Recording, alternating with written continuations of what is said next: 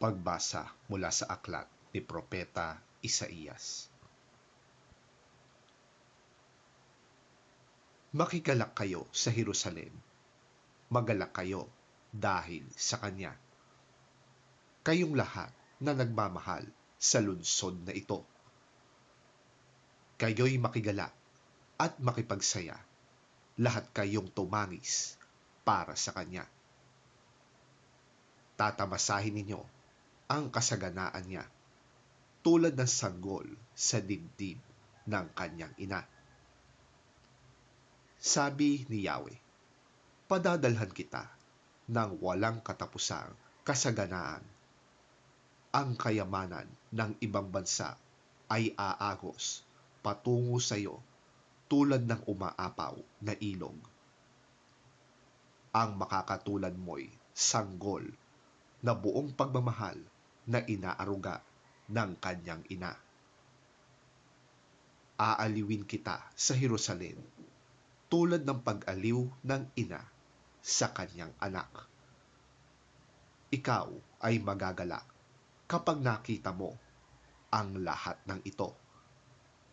Ikaw ay lalakas at lulusog.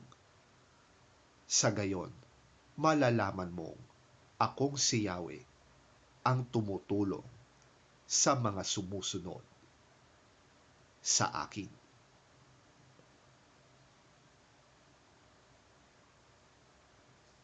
Ang salita ng Diyos. Salamat sa Diyos.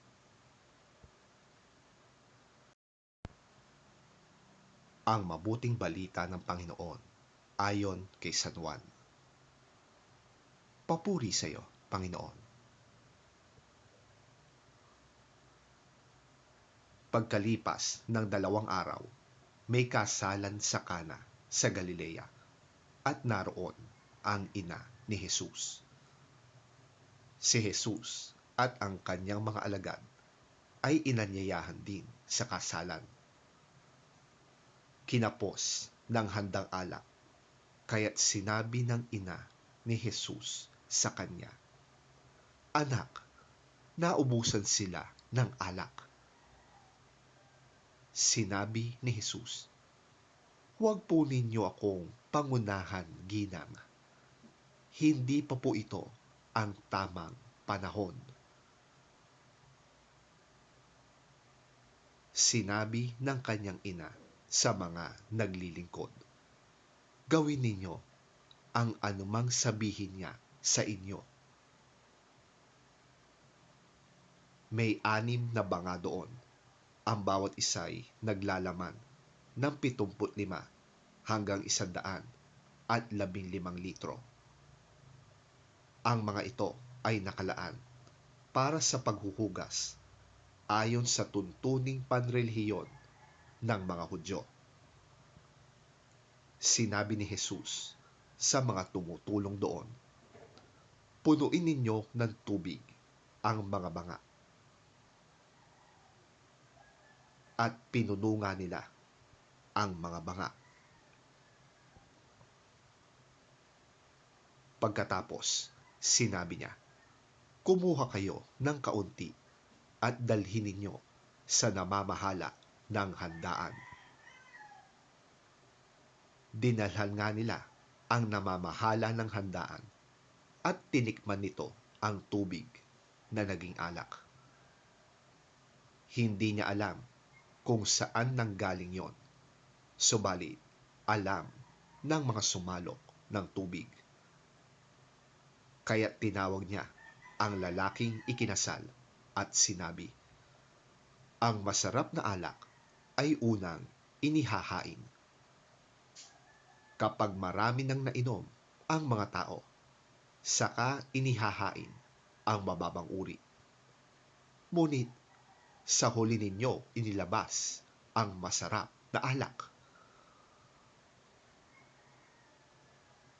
Ang nangyaring ito sa Kana sa Galilea, ang unang himalang ginawa ni Jesus. Sa pamamagitan nito'y inihayag niya ang kanyang kapangyarihan at nanalig sa kanya ang mga alagad.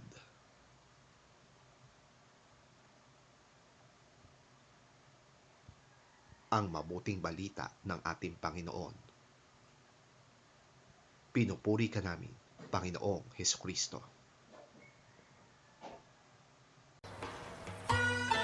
Two days later, there was a wedding in the town of Cana in Galilee.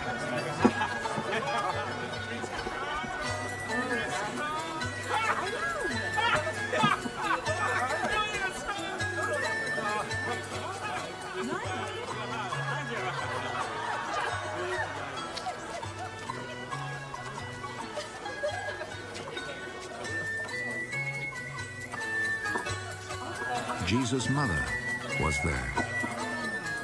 And Jesus and his disciples had also been invited to the wedding.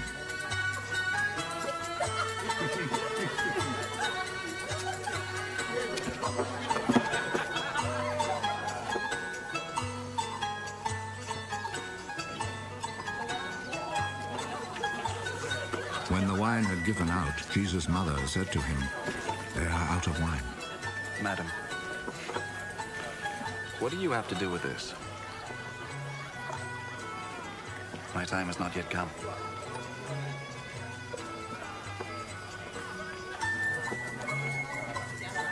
Do whatever he tells you.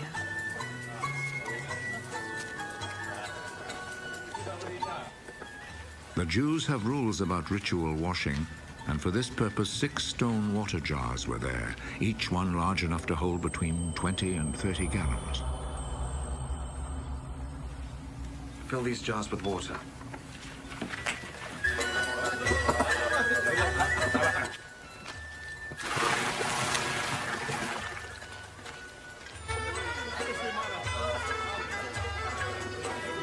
They filled them to the brim. Now draw some water out and take it to the man in charge of the feast.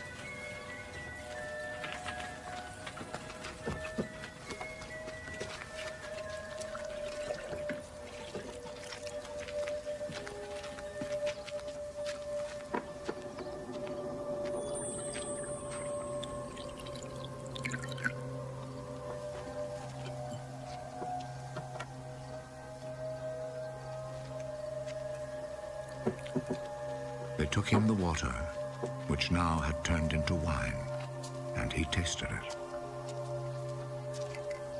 He did not know where this wine had come from, but of course the servants who had drawn out the water knew. So he called the bridegroom. Everyone else serves the best wine first, and after the guests have drunk a lot, he serves the ordinary wine. But you have kept the best wine until now.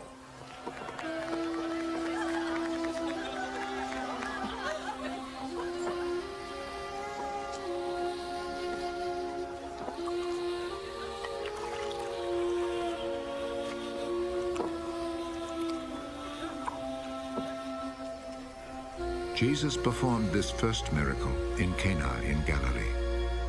There he revealed his glory, and his disciples believed in him.